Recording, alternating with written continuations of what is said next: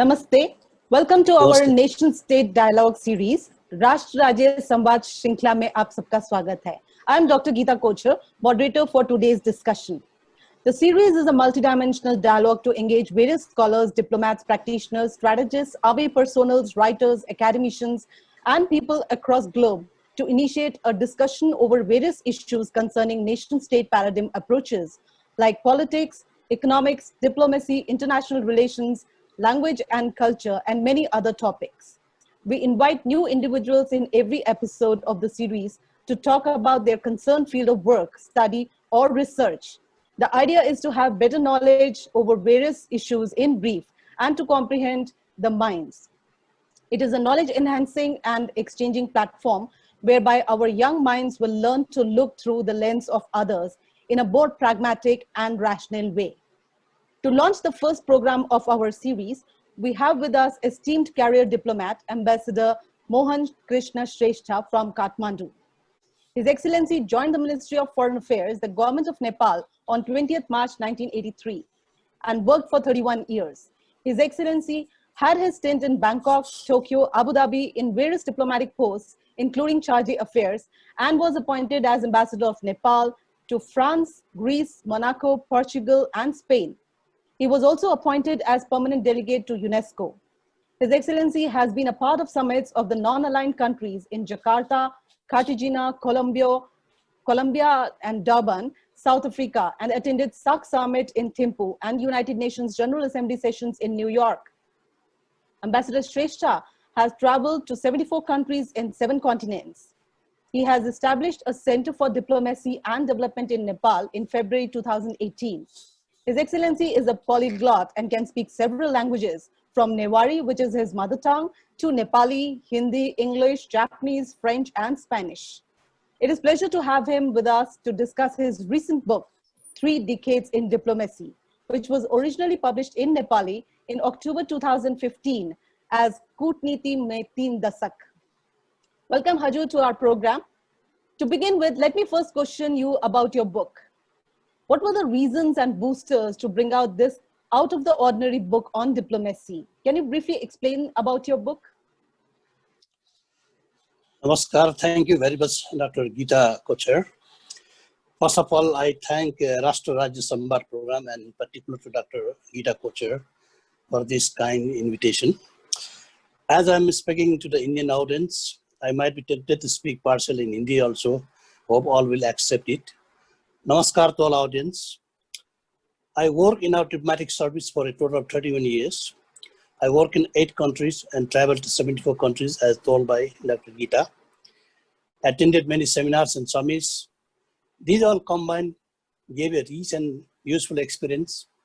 During these intervening periods, I faced many types of practical experience in diplomacy, from interesting episodes to the theft of our diplomatic passports in Johannesburg, South Africa in 1998, nearly fatal plane turbulence in Cartagena, Colombia, organizing Nepal promotion events, and in some hilarious experiences also. It came to my mind that with the aging, such experience might be forgotten with the passage of time. When I was preparing to return home upon the completion of my tour of duty as Ambassador of Nepal to France, it came to my mind that I must write a book giving us as much details about such practical experience, which might be interesting as well as useful to others also. In August 2014, we returned to Kathmandu and I decided to write a book, and it took me about 6-7 months to complete the book and another month in printing. So I can say within a total of 8 months, book was at the market. It was unveiled by my mother, Shakuntala Shrestha, who was 93 years, then, and late Ratna Samsed Thapa, a noted lyricist and who was a great inspiration to me during young days. Well, my book contains several types of information and experience. It has some of my early childhood, the philosophical and spiritual meanings of human life. To be precise, what I wanted to reiterate, which all we all know, we are mortal and every living thing has to cease one day. This is also the teaching of Lord Buddha, who was born in 623 BC in Lumbini, southern part of Nepal. And most important lesson is that When we leave this nether world permanently, we cannot take anything, even the dearest one. We come alone and go alone. Our life is like a book whose first and the last pages have been decided by Lord, and the inner pages are our life. How we pass our life, it depends on our thoughts and actions, happily or unhappily. My book also contains many interesting episodes, hilarious ones, events, accounts of my travels to so many countries, useful diplomatic scenarios, organizing countries' promotional events, Nepal's tangible and intangible heritages, diplomatic practices and protocol matters and etiquettes. In totality, this book is useful for every type of readers, from students of diplomacy to housewives to aspiring diplomats, and to the general readers, of course. One of the main features of my book is that every chapter is separate from each other in narrations. I felt so happy some months ago when I and my wife were returning after attending a social function. 4 guys came to fetch us and said they came to thank me for writing such a good book, reading which they immensely benefited, and it helped them to pass public subjects exam to enter to our diplomatic service. Okay, next. Thank you very much. Sounds very interesting. You know, it's, of course, Yeah. our life is a journey, and your book probably is also a journey of how the diplomats work.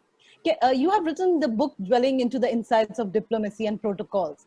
How do you see Nepal's diplomatic history over the decades? Do you see there is any change in diplomatic dealing of Nepal with other countries over the years, or no? I mean, there's no change at all. How do you comprehend that? Okay. I like to read books on history and geography. Without these important subjects, psyche of the country cannot be understood well. I must tell you that our country was scattered into many small kingdoms and principalities up to 1768. But in 1769, our late Grand King Prithvinarayan Saha unified the country into a single nation of Nepal. He enunciated a foreign policy depicting Nepal as a yam between 2 boulders, meaning China in the north and India in the south. He suggested that to keep balance between our 2 giant neighbors, the policy continues even up to today. However, during the rule of Ranas from 1846 to 1950, successive rulers made Nepal as an ally of British government. In 1955, Nepal participated in the Bandung Conference, which was a precursor to the establishment of non-aligned movement. Nepal participated in the first summit of the NAM countries in 1961 in Belgrade. Since then, Nepal has followed the foreign policy on the basis of NAM objectives and the principles of Charter of the United Nations and international law. We do not find any substantial changes in our foreign policy. However, in 1996, government added economic diplomacy as a part of foreign policy with 6 major objectives, which are promotion of tourism, exports, foreign direct investment, development of water resources, promotion of foreign employment opportunities, and increment into foreign assistance. At present, government says will maintain a policy of friendship with all and enmity with none. As a small country, such a policy behooves to our environment. We must also master a policy of neutrality to survive in the fluid political and economic situation going around the world. Nepal is a most friendly country and her people are very warm and hospitable, as everybody knows. We therefore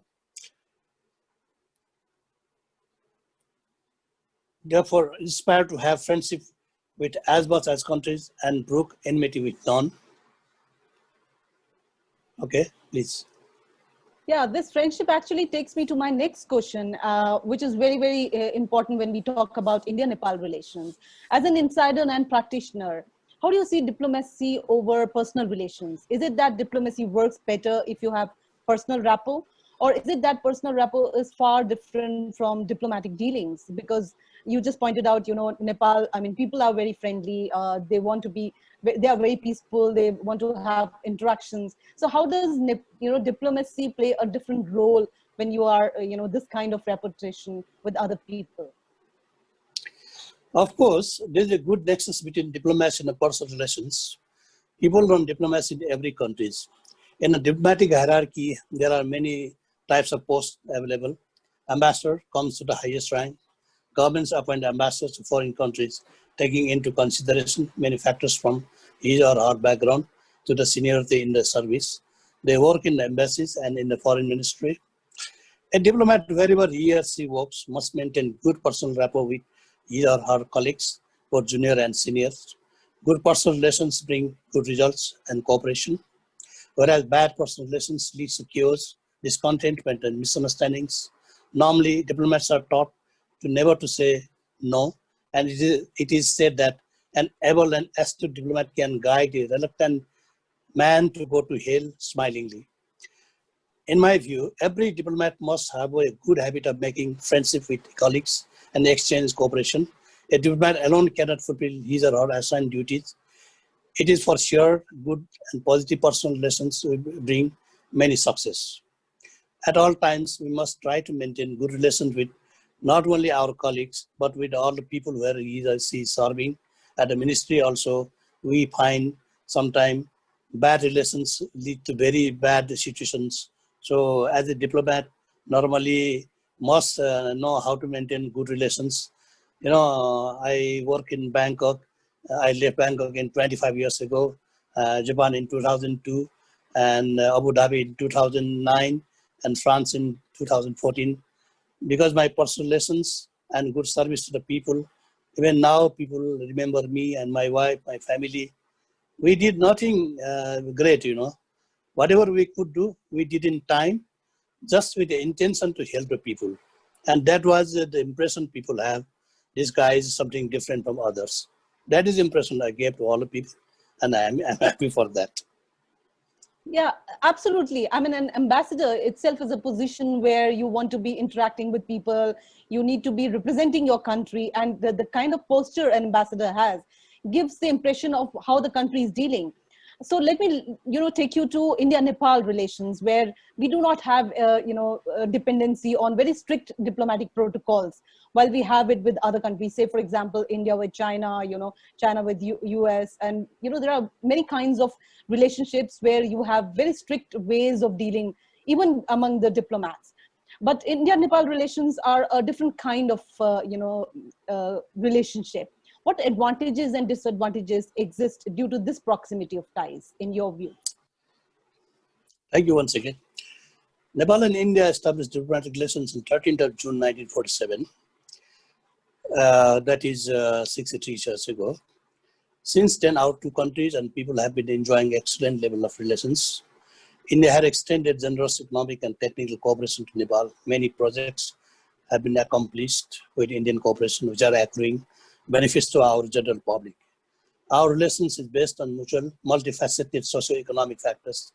Religious beliefs and sentiments are also a strand which bind our two country and people. Social customs, food, music are yet other factors which always tie our two peoples together. It is true, due to political misunderstandings or on other regions, we have faced blockades from India 4 times in the past. No matter how deep a relations between states, there are many state protocols to be followed. I have worked as chief of protocol and know the value of protocol and its need. The point you have raised seems to be true, and I also often hear such things. If there have been aberrations in the protocols, it must have been emanated from the attitude of involved persons. But our state protocols are perfect in nature. In 2006, I arranged the visit of our then Prime Minister to India, and again in 2009 and 10, I arranged the visit of our Prime Minister and President to India. These all visits were guided by strict protocols, and they were observed perfectly without a hitch. In 2009 and 10, Mr. Sunil Lal was the chief of protocol, and Mr. Ananda Sharma was his deputy.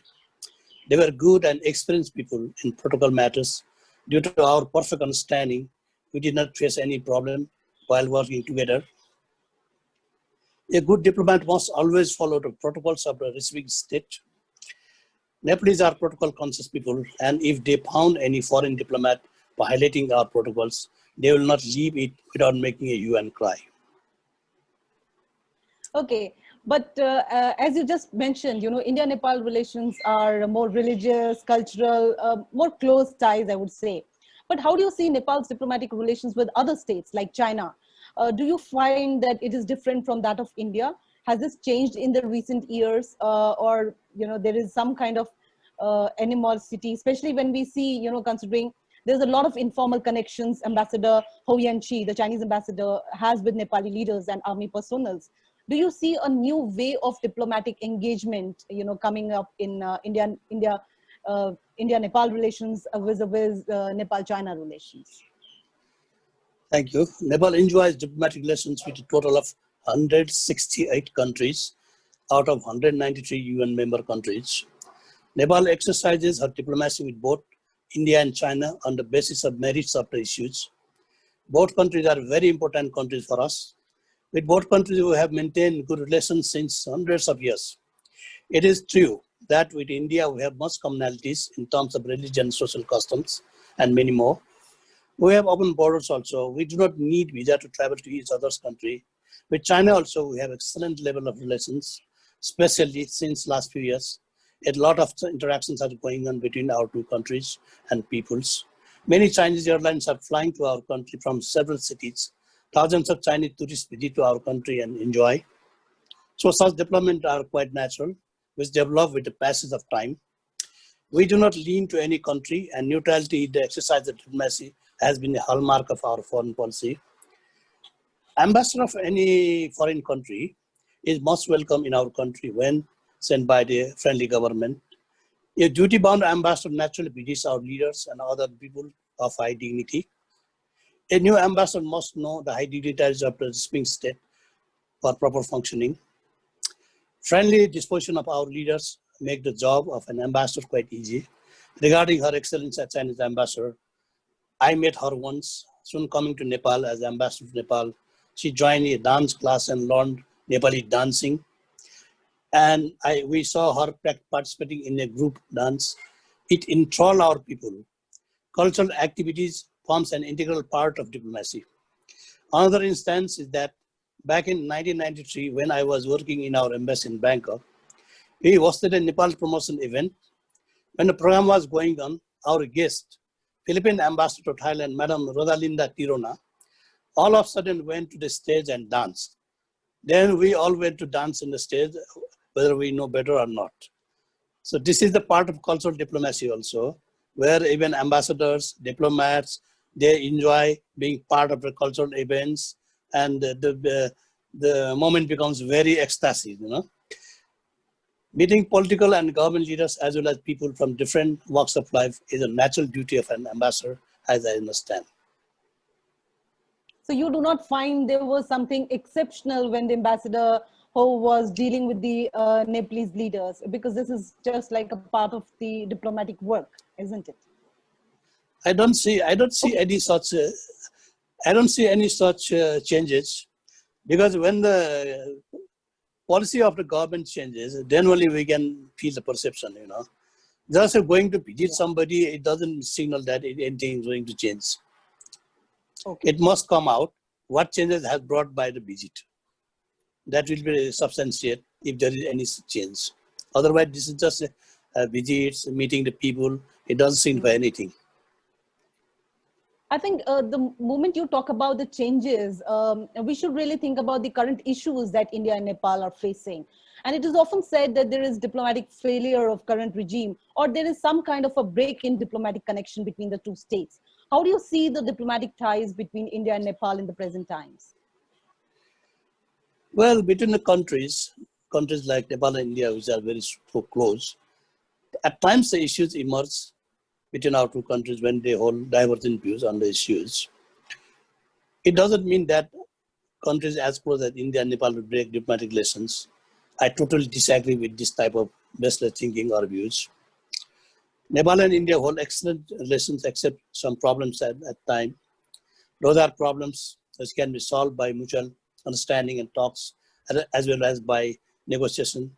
Our relations are, of course, good, except few issues which can be solved by talks. When two persons and countries have differing views on some issues, best method is to sit for talks and solve. Like no padlock is made without a key, there is no problem which cannot be solved by talks guided by good intentions. This is my view. Very well said.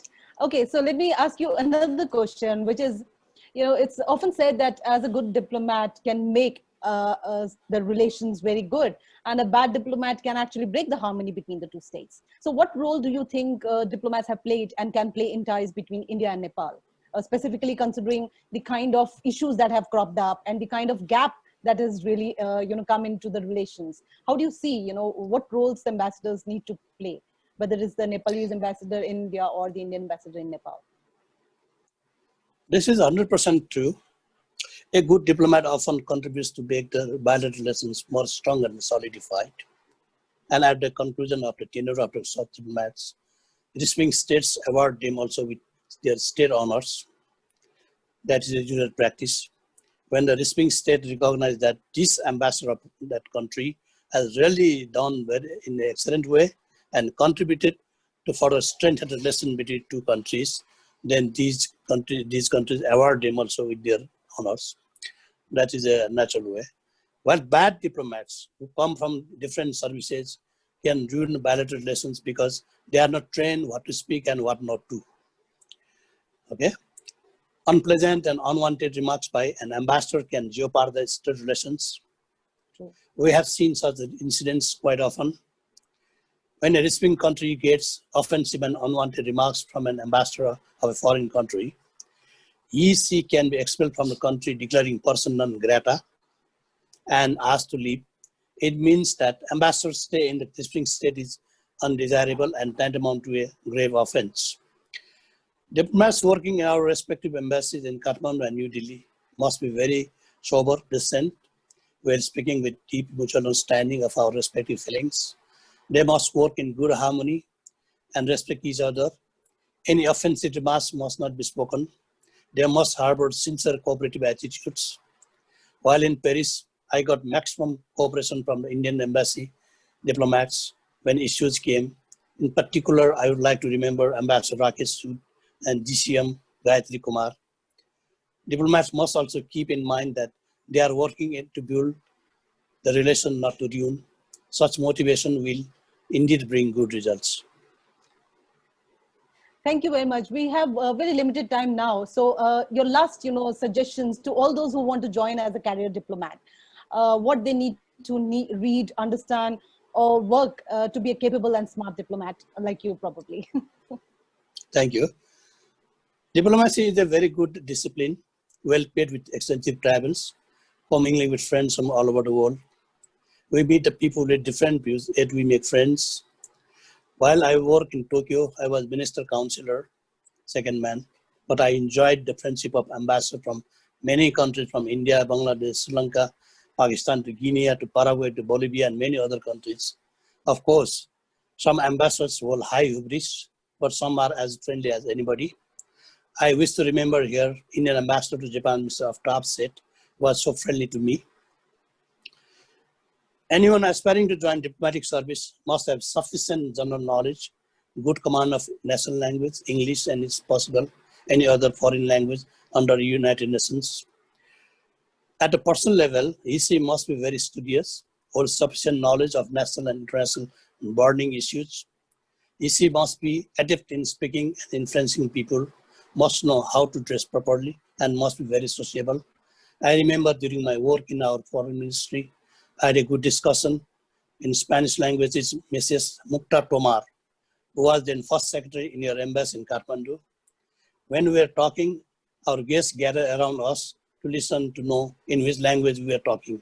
I don't know where she is now, but still I remember her friendship and cooperative attitude. A diplomat must be public-oriented and must discharge the assigned duties perfectly. Besides, the diplomat must at all times maintain time and must be very meticulous in planning.